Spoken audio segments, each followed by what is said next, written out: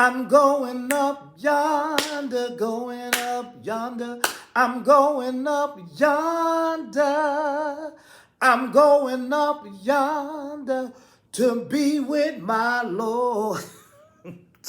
What's up, y'all? This is Ty. I am here to review season 2, season 3, episode 6 of Power Book 2 Ghosts. And the episode is titled Land of Lies. And I was singing Going Up Yonder because Lorenzo is dead. They had his repast in his funeral in this episode. And I thought that was a fitting song. I mean, what was the lady singing in the funeral? Ave Maria. But I figured they should have had some going up yonder. I don't know. I don't know what's wrong with me. But what's up, y'all? This is Ty. Before I get into this episode, which is titled Land of Lies, let me give a shout out to my folks that hold me down. Shout out to all my subscribers, all of y'all. I do appreciate y'all. But a special shout out to the ones that's actually watching, actually leaving comments in the comment section for this review. I'm talking about folks like the R.C. Kroger, Quentin Baptiste, Savannah Rivers, Amore Dupree, Tayon's World, Lamont Simpson, and all the rest of you wonderful, wonderful people. I hope I didn't skip anybody's name. If I did, I do apologize. But all of these wonderful people that's holding me down, keep the comments coming. I do appreciate it. Let's keep this channel going and growing. Okay, with that being said, let's get right down to this episode. Lorenzo is dead. We saw in the beginning episode all of the Tejada children were in different situations when they found out. We seen Salim messing with what's her name? What's the daughter's name? Diana. When she found out the news, Drew was trying to hang it out. He was in his house. He looked like he was on the phone with somebody or trying to reach somebody when he found out the news. And Kane was at a game when he found out the news. So yes, Lorenzo is dead. This makes Drew very hot-headed and unreasonable. So Drew is automatically thinking that it's the Russians that did this. So he has this whole thing of let's retaliate on the Russians. Monet know it wasn't the Russians. Monet knows she had something to do with it. She had this orchestrated. And it's funny because it was Gordo that did it. And Gordo was like banging Drew. It's so twisted and crazy. So, she tells him, calm down. We got to do this right now. But she's telling him, calm down. We don't need to do this. He's pissed off. In this episode, which is crazy, we see that Kane is the one who is now the level-headed one. And Drew is the one so hell-bent on getting revenge that he's not paying attention to anything. Then we also see in this episode Tariq confronting Braden, and he goes into, first of all, that was weird that he did that. I think he attacked him in Holden Enterprises or the Western Enterprises. Goes in there, roughed Braden up. Braden tried to fight back a little bit. He wanted to know what's going on. What did you have to do with all of this? All this. Braden tells him his side of the story, which leads it to Effie. I thought Effie was gonna be another one that was going to see the king tonight, but that's not what happened. He's driving with her. Said, "You got anything to tell me?" Effie starts giving him this sob story about, well, I shouldn't say, it was a sad story about one of her mother's many men, and this man ended up touching her, and the mother married him anyway. But he was like, "You ain't got nothing else to tell me?" And she's like, "Where you taking me? Where you taking me, Tariq?" And Tariq takes her to the spot where she thought she killed Effie.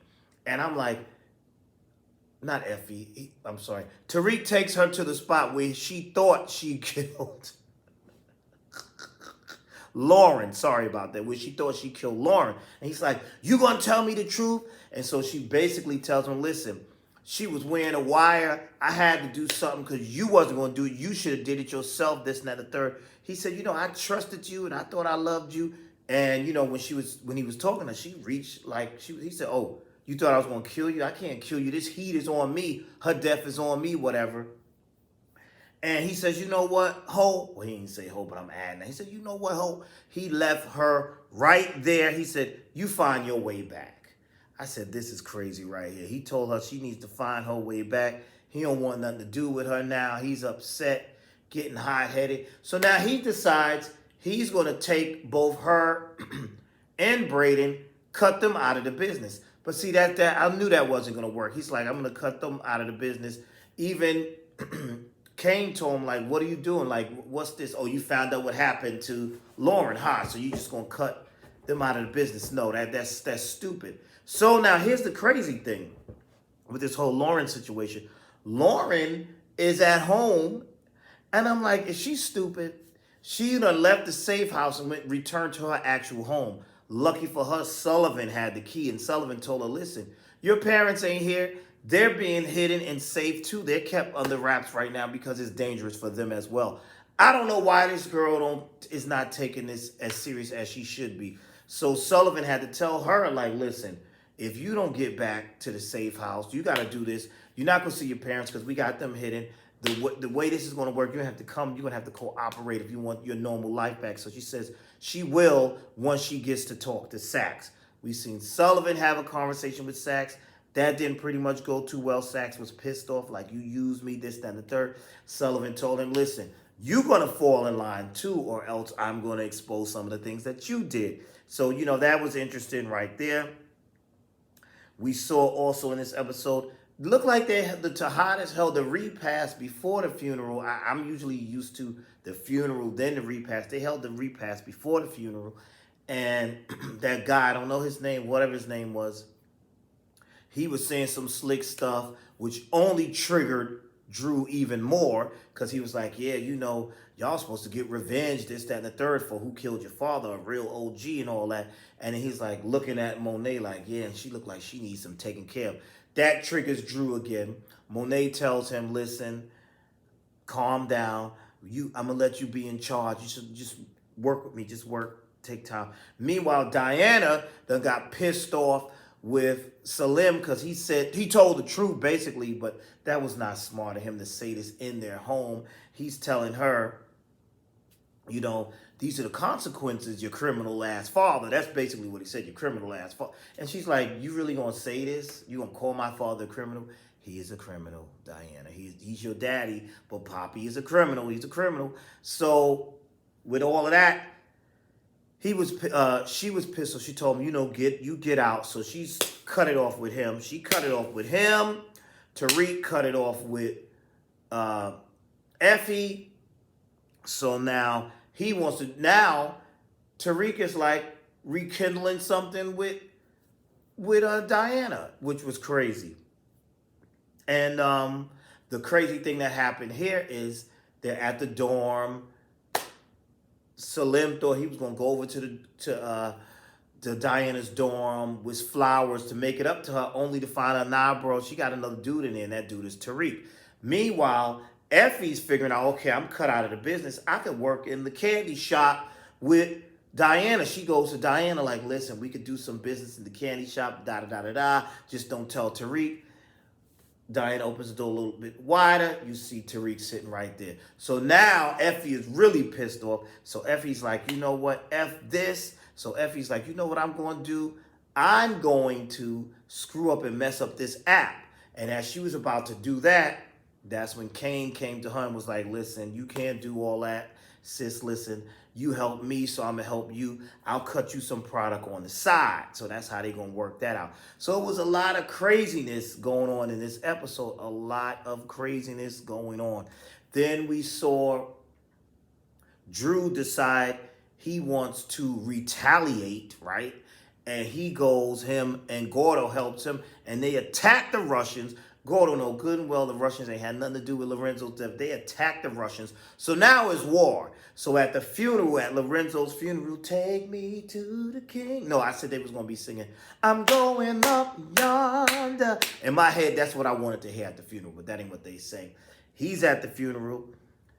What was funny to me at the funeral, y'all seen Sullivan and Blanca Rodriguez back there taking notes at Lorenzo's funeral. I said, this is crazy. This is crazy right here. So while that's going on, it's time to take the casket out of the church. Here come the Russians to shoot up the funeral. Talk about disrespect. Of course, they didn't. There was no avail. But I'm on Kane's side. Kane like, you done put us in the war. And here go Monet. Look, he did the right thing. None of us was hurt. He made the right call. And Drew's like, you thought you was going to be in charge. I'm in charge. All of that is crazy. He done created this crazy war. This is also unnecessary, just completely unnecessary. We also saw Tariq at the gravesite of his sister and Rania, and while he's there, Grandma shows up, and Grandma's telling him, this life, you keep this up, this life gonna take you down, bruh. You need to get on up out of this. And he actually took her advice, and he was trying to get out. He was trying to get away, but not so fast. Noma and her people caught up to him. Said, what's going on? He made up some lie, whatever. Then you see Tariq calling his grandmother and tell him, listen, you can go ahead without me to be safer that way.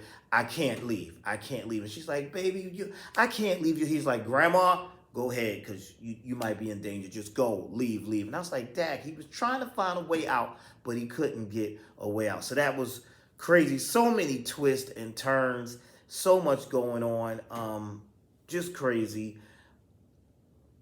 I don't know. I really enjoyed this episode. Lots going on here. Then we see Monet basically kind of feeling a little paranoid and guilty because, she's seeing, in her imagination, she's seeing Lorenzo talking about, it's only, I loved you, even though what you did. But once these kids find out what you did to me, once these kids find out, they'll never forgive you. So now she has to wrestle with that guilt and the turmoil that all of this has caused.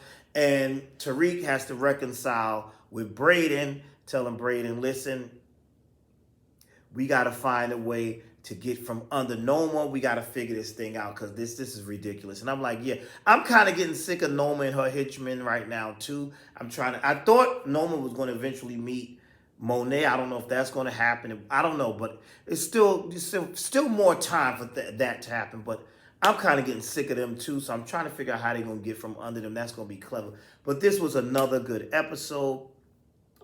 We saw Kane also try to make a move to cleaning up the money, some money that was left behind, life insurance policy or whatever of Lorenzo's, and he takes it to Brayden, and Brayden takes it to Kiki and tells her to try to clean up. Kiki said, not unless I get a cut of it. So that's going to be interesting too. But the episode basically ended with the guilt of Monet thinking, seeing her, the ghost of her husband, so to speak, saying, them kids ain't going to forgive you. They're not going to forgive you. So now we're going to see this struggle for who's going to be in power, what's going to happen, all this twists and turns.